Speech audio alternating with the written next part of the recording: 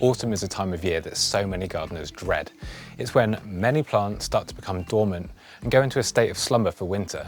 People think their gardens are going to look bare and there's not many jobs to do in the garden at this time of year, and that's wrong. Autumn is actually a fantastic time to get free plants from your garden, and in this video I'm going to show you 3 ways that you can grow more plants for free using what already exists in your garden. Now, to get more plants for free from our gardens in autumn, we're going to start propagating.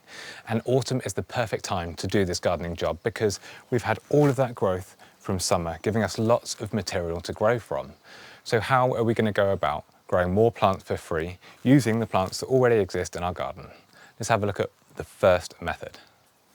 Now, the first way to grow more plants for free from your garden in autumn is to take cuttings, and I think this is probably one of my favourite methods because every plant that you grow is going to be an exact clone of the plant that you've taken cuttings from. So if you've got a plant in your garden that you absolutely love, or perhaps you visit a friend's garden and they've got something you love, have a go at taking cuttings because the plant you grow will flower exactly the same, the leaves will look exactly the same, so long as you give it the same love that the gardener that gave you the cutting has given to their plant. So how do you take cuttings? First, we need to find a bit of healthy material. So in this bed here, we've got salvias, which are fantastic for taking autumn cuttings. We've got impatiens, which are tender in this climate. I'm in USDA gardening zone 9, but if protected, they will keep growing and I'll have more plants ready for next spring. So we can take cuttings from that.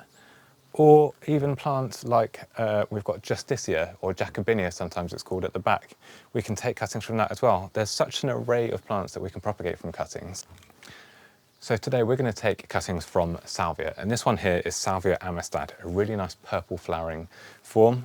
It's a cultivar that has become very, very popular because it just has so much flower power, so why not grow more of this in my garden? So to take a cutting, I'm just going to find a healthy stem. It doesn't matter if it's got a flower bud on the end. Ideally they wouldn't, because that's producing hormones that are going to produce flowers. If we can find one that's non-flowering, that's best, but we can remove the flower to get it to produce roots and new shoots. But we'll take the cut and I'll go into the greenhouse to show you how to pot it on and propagate more plants from cuttings in autumn. So this stem here is a really nice healthy stem. There's no pest, there's no disease, so we're going to take a cut.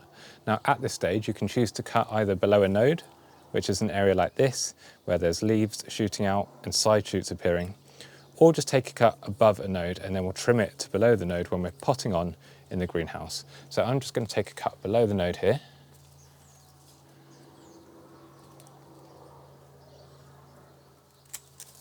And then we'll take that into the greenhouse. Okay. Now we've got our material for propagating, I'm going to show you the best possible way to prepare these to give you the best chances of success when taking cuttings in autumn. The first thing we're going to do is remove that flower bud. Now, I've said before, if there's a stem that's got flowers on it, it's going to be full of hormones, encouraging the plant to flower, so we're going to want to remove that. Then, the next thing we want to do is remove all of those lower leaves, leaving only a few at the very tip of the stem.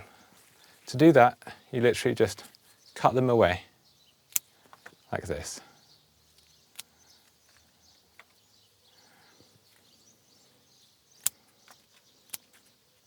That includes the side shoots.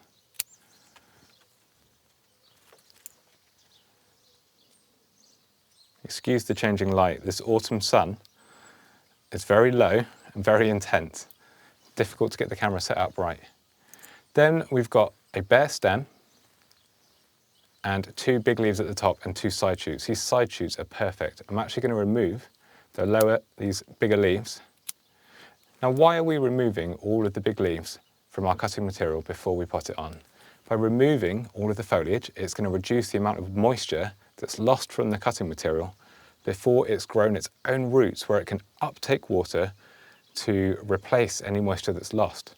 So removing the leaf surface retains moisture, gives the plant as much moisture as it needs and allowing it to produce new cells in the form of roots from the bottom here.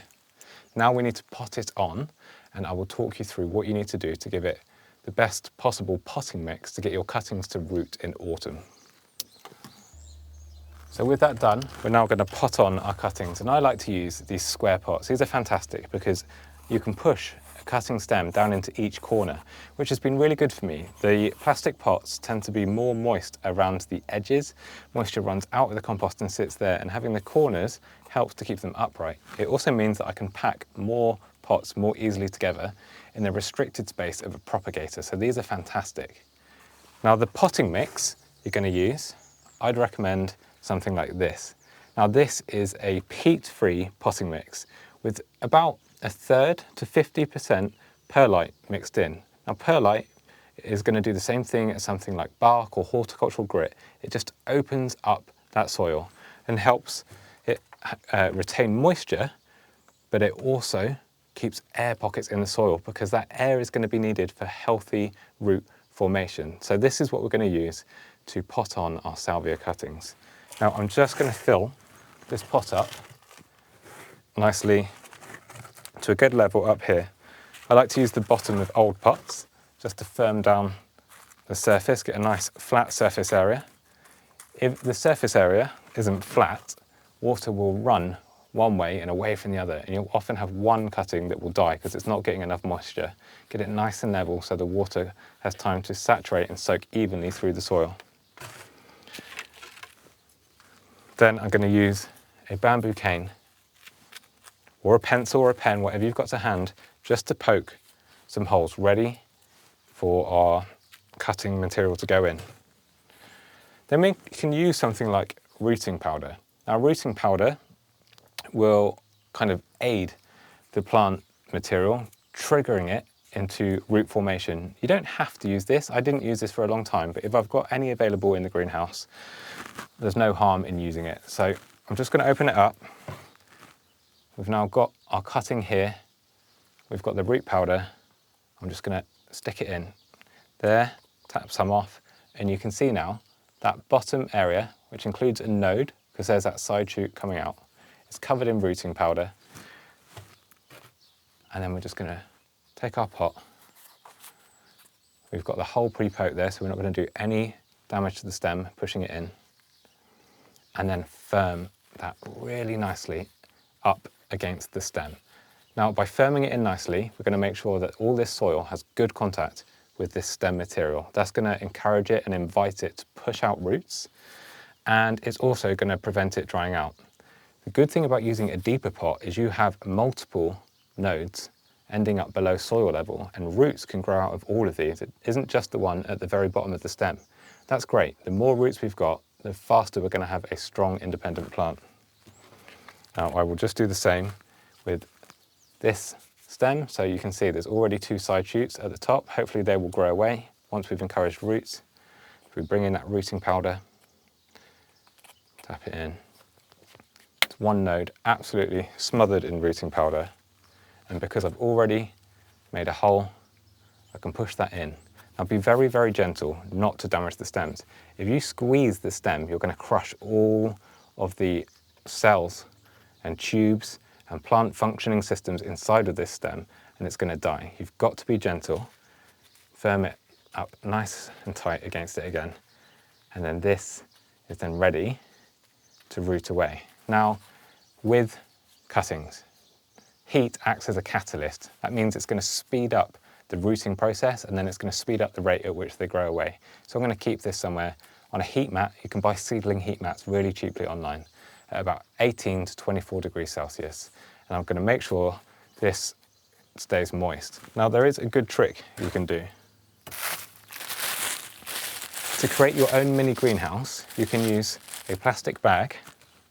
Once you've watered your cuttings, and place the bag over the top like this, using a rubber band. And that's going to keep all of that moisture in there. So any moisture that does evaporate out of the remaining leaves is going to stay in this environment perfectly humid, and it's going to really help give these cuttings the best chance to survive. And that's all that's needed. After with salvias, it can often be quite fast. About 4 weeks, you may see roots emerging from the bottom of the pot. That's then time to take them out, pot them on into their individual pots, and grow them on as individual plants. Now the second method that we've got to grow more plants from free, out of our gardens in autumn is to save berries and seed heads on the plants that are growing. Now there are so many plants that many of us grow that will produce viable seed, and we can save those, grow them on, and have more plants for our garden or to share with friends and family. And remember, that's all for free. Your plants are growing and producing these seeds in your garden anyway. And a plant that is doing just that in my garden at the moment is a plant called Phytolacca, which we grow as an ornamental plant here in the UK. And it's a cultivated form that I'm growing. It's got the brilliant cultivar name of Phytolacca laccaboom. It has these spires of magenta pink flowers, lush green leaves, and it really adds to this tropical style of garden that we're growing here in our patio at the moment. Now I'm going to save the berries and we're going to harvest the seeds so that I can sow them and grow so many more plants for free. Before we go and harvest those Phytolacca seeds, I just want to show you a couple of other plants that I've spotted that are producing seed heads. This is a fuchsia, a really nice one, that you could propagate from cuttings, like I say, to create an exact clone and multiply this plant for free. But these berries here, fuchsia berries, are full of tiny little seeds. Once they're ripe, you could also sow those to grow more of this plant. And with seed-grown plants, there is variability, so you might get a different colour, a different leaf shape, a different size. That's how new plants are bred. Same with these abutylons. This is the orange flowering one that I love, Apfelzine. Each pollinated flower slowly turns into a seed head, and I've grown lots and lots of abutylons from seed, and I get all sorts of weird and wonderful colours. But the one we're going to harvest today is down at the bottom here. This is our Phytolacca laccaboom. And look at those lovely ripe seeds. Now, I'm not going to cut off the whole spike here because there's a succession of seeds that are about to ripen. So all I'm going to do is pick off some of the more mature berries down the bottom, and I will show you how to harvest seeds from berries. Now, this will be the same for most plants that produce berry fruits that contain seeds. For dried out seed heads, it's often a much easier process because the seeds will easily separate. We're not going to sow the woodlouse. I'll put him back so we can enjoy the rest of his day. Okay, so we've now got a handful of berries from that plant. Now the process of extracting the seeds is going to be much the same, but the number of seeds per berry will vary depending on the species and type of plant that you're growing. But this is the method I use. Using a bit of tissue, take your berry and place it on the top. Then just press it into the tissue. This is going to separate the fleshy part of the berry with the seeds. So you can see we've got the fleshy bit here. All of this moisture is the juice that was inside the berry. It's a lovely rich colour, isn't it? And then all the seeds are now separated. Now, for some fruits, they would rather you just left it for a couple of days, let this dry out, and then it's easier to harvest the berries. But these have separated so easily that they are ready for sowing straight away. Growing plants from seed is one of my favourite ways to multiply plants because you get variation. They sometimes deviate from the parent plant and you get something really unique and special. Now, if you've not grown from seed before, the process is much the same as growing from cuttings. You're going to want a well-drained compost. It doesn't have to be rich in nutrients because seeds have all of the energy they need inside of each of those little capsules. Once they germinate and they put out their first true leaf, which is the leaf that resembles the parent plant, they're then ready for pricking out and potting on into their own pots with a multi-purpose compost, which will give them all of the energy they need to grow on and become healthy plants. I even replicate that process of covering the pot with a plastic bag because it keeps the surface soil very, very moist. You don't want seedlings to dry out because they are so young. Just as with cuttings, they haven't established a really big rootstock to uptake moisture, so you don't want them to dry out. Keep them moist, keep them happy, keep them with a good airflow, and you are ready to pot on all of the plants that you have grown from seed in your own garden for free by saving seeds from berries and seed heads in autumn. So the final way to get more plants for free out of your garden in autumn is to do something that's known as division. Now, division is just the process of splitting an established plant that comes back year after year. That means it's perennial. By dividing it in autumn, you're splitting a section off of that larger plant and you're going to pot that up or plant it out somewhere else, and that's going to grow on into its own individual clump and it's going to become as fantastic as the original plant. Now, geraniums, like this geranium roseanne here that has become enormous, are perfect for doing that. All you need to do I'd probably do this a little bit later in autumn. Enjoy the flowers for as long as you can. This is covered in bees at the moment, so I don't want to take this away from them. But just take your fork or border spade, push it down through the middle of the rootstock. Once you've cut it back, pull it apart. It looks brutal, but you can then take that segment that you've broken away, and that's going to become a freestanding plant. And after a year or two of becoming established, it's going to be just as big and healthy as the original plant. Now, by dividing your herbaceous perennials in autumn, you're also going to reinvigorate the original plant, because it's had some of that established rootstock taken away. It's going to really fight back, and it's going to push out lots of new growth. So you'll probably get an even more vigorous display from the plant that you've divided in autumn. And as I say, you've divided, just the same with cuttings. That is a section off of this plant, so it's going to be genetically identical. It's going to flower exactly the same, and it's going to attract as many bees and pollinating insects as your original plant did, which this geranium has been fantastic at doing for us in the Grow Paradise garden this year. Now, if you're like me and you're a fan of making life easier for yourself, then you can grow some of those herbaceous perennials or hardy perennials in pots, which means you're not going to have to dig a section of the roots out from the ground. Now, I'm doing that with this. This is Soteria palmifolia. It's a really good tropical looking grass. Its common name is palm grass, and I know that it divides really, really easily from a clump in autumn, and I'll be able to multiply this and have loads of plants to spread around the garden in spring. And I'm going to be able to multiply this plant for free. So because it's already in a pot, I've just got to tip it out and divide it. So I'm going to show you how to do that now. Okay, next up, and the final method for growing plants for free from your garden in autumn is division. Now, as I say, I'm going to use this beautiful textured leaves of Soteria palmifolia, and growing it in a pot has made life easy for me. So how do you divide plants? It's easy. You just either dig a section out of the roots, or in this case,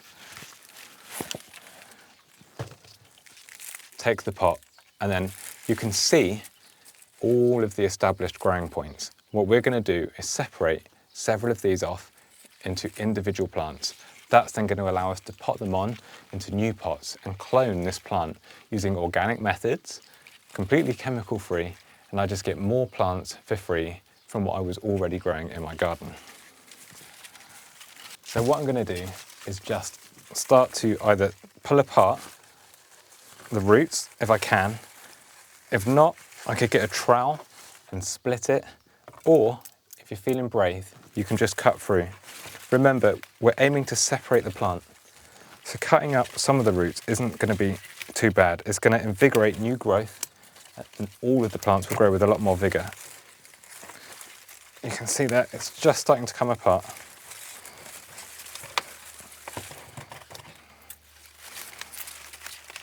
A couple of brave snips. Need something that's got a bit more power behind it. I'll go for the secateurs.